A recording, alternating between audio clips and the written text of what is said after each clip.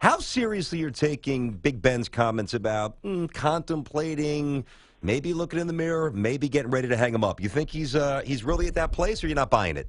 I don't buy it. Come on, Big Ben Roethlisberger. I don't know. You think? Listen. I think he'll play. I mean, come on. He likes a little bit of attention, and you know what? We all think about it at that age. But gosh, he's still playing at such an incredibly high level. Mm-hmm. They've got an outstanding football team. Come on now.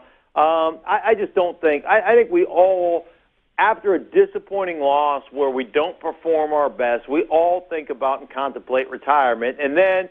You get away from it for a few weeks, a month, or whatever, and then you start kind of getting that itch, and you're like, man, we got a chance. We got a really good team. I would be shocked. I'd be shocked if he walked away from the game. Yeah, no, his issue is really with some of those young players who didn't get it done. Kobe Hamilton being the one that dropped the touchdown pass, and a couple other things going on. But the guy who always shows up, he didn't came up pretty small. Is Antonio Brown. Is there anything to be done there, or should this just be played out by Coach Tomlin and Ben Roethlisberger with him? He's 28, so I can't say I hope he matures, but some of the things are starting to bother people, or at least the stories are coming out that they're bothering people. Right, yeah, you know what, and behind the scenes, and you hear it just like I hear it, Tiki, you hear things about that situation where it's, not always real comfortable over there, and so, if I was a gambling man, I'd bet more on Antonio Brown playing somewhere else next year than I would bet on Ben Roethlisberger retiring. As a guy that has great value, unbelievable, undeniable talent, but a guy that I think they're a little bit tired of, and so I wouldn't be surprised at all to see Antonio Brown playing somewhere else and them, putting him out as trade bait and getting something great for him. We're talking to Mark Schlereth, ESPN, of course, who's with us here on Tiki and Tierney. So, Mark, and I'm with you with Antonio Brown, by the way, and those sentiments. Mike Tomlin. Now, obviously, Bradshaw's comments were completely unfair, and and he kind of retracted them. He apologized, whatever. But now that you look at the way Mike Tomlin has been absolutely abused by Tom Brady in the postseason, basically Tom Brady all the time, his inability to devise any sort of plan that can even remotely slow him down. I mean, Tomlin is a defensive guy, right? I mean, I'm not saying Bradshaw was right, but maybe the ceiling's not quite as high for Tomlin. Maybe he's kind of onto something, Bradshaw.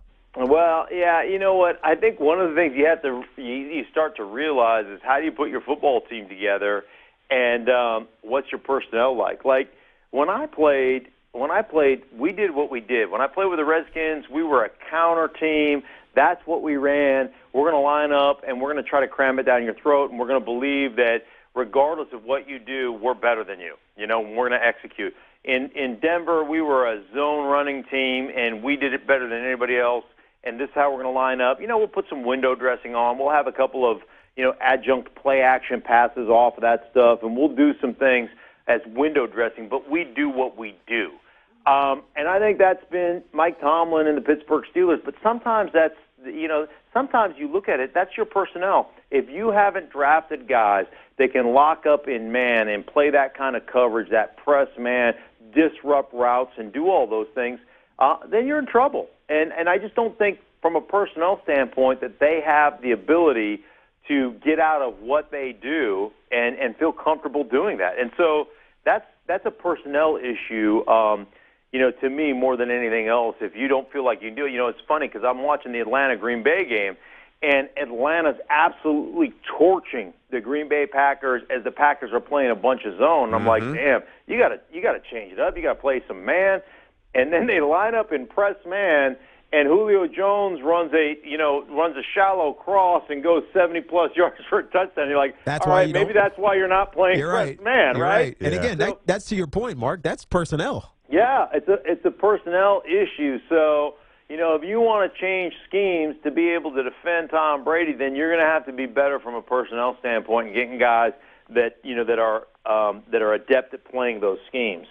We're talking to former Super Bowl champ Mark Schlereth, ESPN, of course, with us here on Tiki and Tierney, CBS Sports Radio. Mark, not a lot of people are giving the Atlanta Falcons much of a chance. I am. The history is, I know we are, but a lot of the history for New England is it's profound. And the narrative even points towards them winning and having Goodell have to hand Tom Brady the trophy and all those things. How much of a chance do you give the Atlanta Falcons offensively to put up enough points to beat this Pats? Oh, you know what? I think I give them a good chance. I think there's a bunch of things that that are favorable. Now, if you push me on it, I'd take the Patriots just because I think they're the most prepared team. I think they're the smartest team in football year in and year out. But Atlanta, offensively, I mean, it's really been interesting. They got Alex Mack to play center. They got him from Cleveland. Alex Mack has solidified that inside three. Levitra, Chester, guys that were average players have played much better. But, when you've got a Julio Jones and Mohamed Sanu and Gabriel and you've got the Freeman and Coleman in the backfield, I mean, the thing is that it's a throwback to the 90s when you ran a lot of two-back formations, and yet they're able to explode out of those formations, get those guys wide, and get favorable matchups with their running backs on linebackers.